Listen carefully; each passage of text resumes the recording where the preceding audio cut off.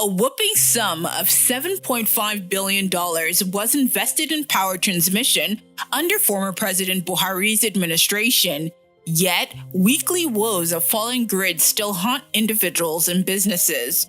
The frequent blackouts and epileptic power supply directly affect the economy, causing limitations and making businesses run at a loss. Experts say Nigeria loses a whopping sum of $26.2 billion yearly due to epileptic power supply. Today, we'll take a look at the frustrating power situation, which expectedly has been a major concern to Nigerians. Frequent blackouts and fallen grids have plagued Nigeria's power supply for decades.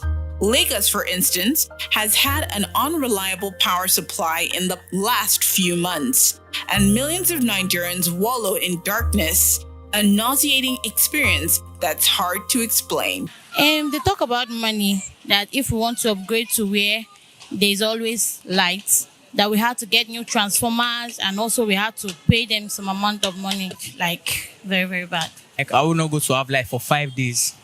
When it's our own, that we're even prepared. Like, we pay for light like every week, I think. I will not have light in a week. Like, and with our own, we'll still pay for the light, though, that we'll still pay for it. They will not give us the light. It's just that, you pay for a service that you don't use. But because, due to the situation of the country, because of bad leadership and all these things, so you just have to pay for what you don't use. We don't use prepaid in my house. We don't use prepaid, yeah. So we just pay extra money. They just bring bill anyhow. They may bring 5,000 this month. Next month, they may bring 20K. They may bring 10,000. So, and we have to pay it. If you don't pay, they will come and cost the lights. On Deep Track, Mr. Babatunde Lasaki delves into the frustrating power situation in Nigeria. Thank you so very much, sir, for joining us, Mr. Babatunde Lasaki. Thank you for having me. It's a pleasure to have you in our studios.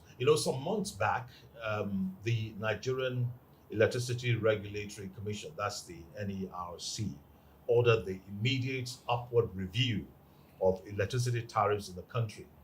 Could you walk us through the initial challenges and various band classifications at EKEDC?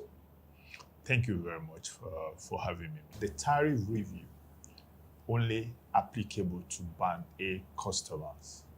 It's not across all the bands, because presently we have 5 band category. Band A, those in Band A are those who have to enjoy 20 hours of supply. Okay. So, and then Band B, 16 hours of supply. Band C, 12 hours of supply. Band D, 8 hours of supply. And then Band E, 4 hours of supply.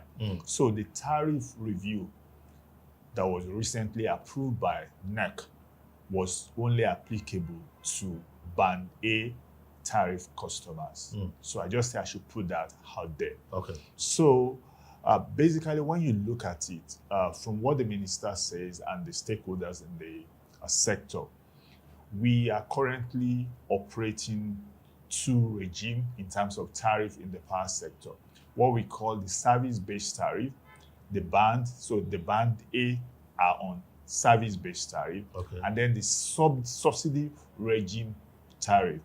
If you recall, in the past few years, the power stakeholders have been agitating for service-reflective tariff in the sector as a way of encouraging investors to come in, because when you actually sell a product and the price is fixed, irrespective of other metrics that need to go in, you find it difficult to attract investors. No investor wants to invest their money in any venture that they cannot actually make their profit based on control by the government.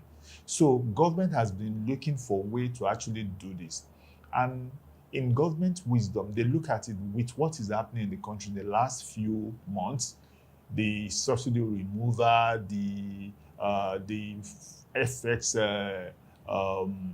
window being universal window, and the attendant challenges that come with all this. So government feel that it will be too much on the masses for everybody now to start paying service reflective tariff. So what the government decided to do is that, okay, let's apply the service-based tariff. Let's do it incremental. Those who enjoy 20 hours of supply, let's start with those one.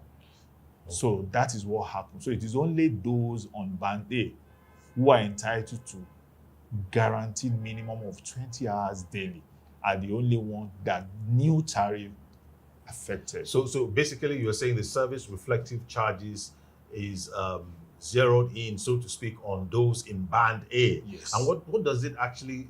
What's the? If you need to paint a picture of what people in that band will be subjected to or would enjoy benefits derived, or is it that the government is supporting them in paying some kind of subsidy, or they're doing it on their own? Those who are on band B, band C, band D, band E, those ones, they're actually enjoying subsidy from government. Okay. Because before now, government is actually subsidizing the rate of power. Because if the disco decide to charge the service reflective tariff, more people will be paying just like very close to what we have with this band A. But government feels that no, we can't do that now. We continue to pay certain amount of subsidy for those other bands. But for the higher band, which is band A, I think we can start taking out the subsidy from them. That's why we say we are charging service-based tariff. You talked about investors coming in. I'm not saying investors in that regard. What I'm trying to say is just that analogy, that if you have a sector, the only way you can attract investors to invest in that sector is if you allow the market forces to determine the prices of the goods and services. Okay, all right. So just like when we deregulate the telecom sector, that was when we were able to attract the MTN of this world, the Airtel of this world. But when power sector in Nigeria today is still being regulated and controlled by government, it's not really deregulated. So government still fix the price. Okay. So what I'm saying is that investors do not want to invest their money in a sector that price is still fixed rather than market forces. Could you also walk us through what, part of, we're in Lagos, for instance, what Yes. parts of Lagos, are in band A? I mean, just give us a rough idea. Well, band's classification is not specifically, it's not location bound. Okay. Like in EKEDC, where I work. EKEDC, we have 12 districts, from Ajele to Agbara, and like that. So there is hardly any of our districts that do not have some level of band A. Oh, So we have band A customer in Agbara, we have in Ajele, we have in Lekki, we have in Victoria Island, we have in Ikoyi. So they are scattered across. It's just that you might have more band A in Ikoyi and VI than you have in Ojo and Agbara. But there is hardly any area within our franchise area that we don't have band A. What do you see as this is some of the nagging issues that we're having to contend with to be able to distribute effectively? The major challenge that is not peculiar to my disco, because we have a group that all the heads of communication in the disco, we talk, and then you go to different fora of the distribution, the gencos. The major challenge discos are facing, that we've been facing since privatization, is actually finance. A lot of Nigerians still feel that power or energy, my call it, is still social service. So a lot of the time people will say that, okay, I need a prepaid meter so that I can monitor what I consume and I can pay for what I consume. But the moment those people start using prepaid meter and they realize that if they load and they use the power the way they've been using it when they were on estimated billing, and the token keep getting exhausted, and they realize that, oh, maybe when I was on estimated billing, I was paying maybe 20,000 in a month. And now that I use prepaid meter and the prepaid meter is smart, that some of them realize that if they continue to consume power the way they were consuming, they were spending 40, 60,000. So what do? Some of them start looking for a way to bypass, tampering with the meter so that the meter will not function properly. What mechanism have you put in place to check this? because in the long run, there may be the innocent ones who are suffering, who just see these things happen in broad daylight and they just cannot do anything about it. We've been battling with the cases of vandalism, people vandalizing power assets, some stealing it outrightly, some stealing part of it. And at times, a lot of Nigerians actually see some of these people when they do that, and they desire to look away because maybe some of them are angry that, oh, these people, at least they charge us too much money or they don't give us enough power. If you stand aside and let all these vandals continue to do this, because when a vandal actually vandalizes a power line or your cable, it takes a lot of money for those things to be replaced. And if they are not replaced, what it means that even though the disco will lose because we won't make money at that period, but the customers, we too will suffer because you won't have power for the period we are unable to replace those assets. So what we do now is that we have squad, if I may call it that feed operations team that move around from time to time to actually visit customers who are on prepaid meter, just to check their meter, whether the meter has been tampered with or not.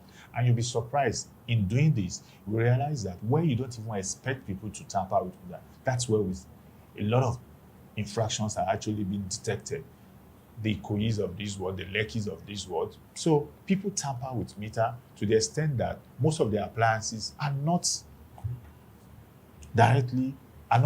running on the meter. So you see somebody who live in a big apartment with maybe about 10 ACs. At the end of the month, this person is just recharging 20, 50,000 a month. Ordinarily, this person should be recharging 200,000, but he's recharging 50,000. So, and he's enjoying the power. So Discos is losing. You can imagine if we have thousands of such people and stealing 150,000 naira every month. You can look at that. How are we going to move? What penalties do you mete out to So, such? SCADA is actually the control application that can actually monitor our feeders. So if anybody tamper with our feeders, we can see it. So we are trying to apply that to the transformer, that if somebody tamper with our transformer, we can actually do it. Yeah. So, and until we are able to do that with the meter, so that even remotely, we can actually monitor our meter, but we've not gotten to that level. What we have now is that there is actually a law that if you are caught that you bypass meter, you can actually go to jail 6 months, or you pay for the excess of, we calculate all what we thought you've been stealing. You pay it or you go to jail, or both. How effective is that? Yeah. At times when you actually discover that, especially from people who are supposedly high net worth individual, and you say, okay, you want to go to press, you want to do name and shame, people will make a call, and at the end of the day say, you know what, don't do that, they will pay. And at the end of the day, they'll pay. What are your plans in terms of infrastructural development? Okay. To meet the needs of your teeming customers? One of the reasons why the government decided to say, okay, let's apply partial service-based tariff is to actually help the discos and the players in this sector to actually get more funding, so that when you get more funding, either internally or through other investors investing in your franchise, you can get more funds and you are able to actually invest in your network in terms of infrastructural development. Because if you keep subsidizing tariff and you are just getting basic, you don't have enough to invest, you are just like barely meeting up, you won't be able to invest. But when you get more and you have excess after meeting your obligations to the other players, then you can actually reinvest the excess into infrastructure development. So the goal is, from what the government is doing and other players, that we are looking at before the end of this year, increasing the generation from what we have now. When we increase the generation, we'll be able to actually give more customers more supply. So the goal is that in the next short to medium term, we have more customers being migrated to Band A. Okay. And over time, majority of customers in Nigeria will only be in band A and band B. So everybody can say that, oh, I'm on band A or band B. If you're on band A, you know that minimum I'll get 20 hours daily. If you're on band B, minimum you get 16 hours. That's the minimum, a medium to short-term plan of the government. You know, two things popped up in the course of your explanation. One is that you are hoping in no time you have maybe just band A and band B. So I'm looking at a situation where customers would begin to think that in a number of months, maybe at most 1 year, there won't be subsidy for those in band B, C, D, and E. So they'll begin to think of paying maybe as much as those in band A. Well, like I said, the intention of the government and to DISCO is that to provide more power to customers. If you are able to provide more power to customer is expected to pay more. It's just the natural way things work. Customer will pay more. But when you look at it, currently customers who are not really enjoying more than 8 4-hour supply, if you look at it, whether they pay to DISCO or not, they still pay through one way or the other. Some companies who don't, maybe the company is cited where they don't have enough power, they still pay money to buy diesel and all that. The same thing with individuals. A lot of individuals still spend a lot of money in buying fuel. But when you are able to get this supply from the national grid, you just need to actually, what you are paying in buying diesel or fuel, you divert it into your monthly tariff or the tariff you pay in loading your meters. And then you know that, okay, this is my budget for the month. Now, is EKEDC able to meet up with a service level agreement of a minimum of 20 hours? The band A customer are expected to enjoy 20 hours supply within a week. So average, at least, because we expect that there are times we might have some challenges that is not actually necessarily caused by the DISCO. It could be from the TCN, it could be from maybe natural disaster that could impact on the DISCO not meeting up that minimum of 20 hours daily. So the way it is calculated is that if you have maybe 7 days within a week, you are expected to have at least 4 days that you are able to meet that. If consistently over 3 weeks period, you are unable to meet that 20 hours threshold for the customer, the NEC will actually downgrade that band to band B. The fact that maybe on a Monday I give you 24 hours, if on a Tuesday I'm unable to give you up to 24 hours, I didn't meet it. I'm expected to send you a message. If I'm unable to meet that, I'm expected to send you a message ahead and actually promise that I will do what will kind of make up that next day, I will be able to meet it. So if you're unable to do that consistently over a period of time, which is like 3 weeks, so NEC will tell you that means you are not meeting your service level agreement, and it is not right for customers to be paying for services they are not enjoying. Obviously. So such customers will now be downgraded back to band B. Okay, so whenever you are unable to meet up with this service level agreement, so to speak, you want to also take us into some measures to inform, like you said, send a message, yes. And how do you, for instance, respond to those messages? When you have a challenge with that actually prevents you from meeting up that 20-hour supply. So like I said, it could be ranging from, it could be your own internal fault. Right. It could be something that is third party for, like it could be TCN. It could be maybe shortage from the grid, and it could be maybe a general fault. So your message to the customers will indicate the reason for not meeting up that threshold. What medium? We do text message because you need to send it directly to the customer. The customer needs to get the text message. Okay. All the people on Bande, we have them on our database. So they get text message. If they are big organization, they get an email, and then we put that on our social media as well. We list all the street affected so that you see it there. Oh, okay. Now, due to your commitment to 20 hours daily supply, so to speak, for yes. Band A, are you then able to meet up with the minimum number of hours for the other bands? Absolutely. Because what NEC says is that, fine, We are giving band A customer priority, but that should not affect the other band from getting the minimum hours they are expected to get as well. So it's part of what you are expected to do. Good. Ooh, what area? Ajugunle. Not that every area in Ajugunle used to have light, but like my area particularly, our light is stable. Well, it's better more than before. Before you see light, then you can take light for 1 week. But now, it's better. Do you also apply the same method of reaching out to those who are not benefiting enough hours in other bands apart from band A? Yes, the standard practice is that if you have, if you are going to have an outage, you need to send, especially if it is a planned outage, you need to send message out to customer that, oh, we want to do preventive maintenance. We need to, so you'll be out of service for so period.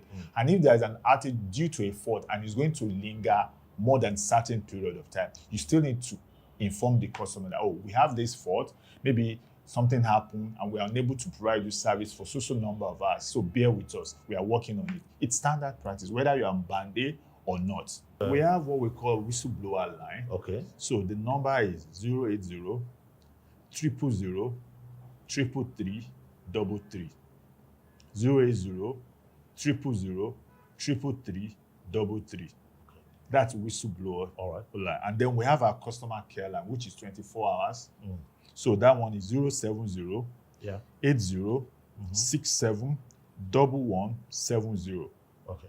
And then there's another one, 070 01 23 5666. So any of this number can be called, and then so somebody will pick it, and then we do the needful. Okay. Again, thank you for your time. We really appreciate it. It's been Deep Trac, and our guest was Babatunde Lasaki, the GM of Corporate Communications Electricity Distribution Company. Thank you again for your time. Thank you for I appreciate it. Let's do this again, same time next week. Till then, bye now.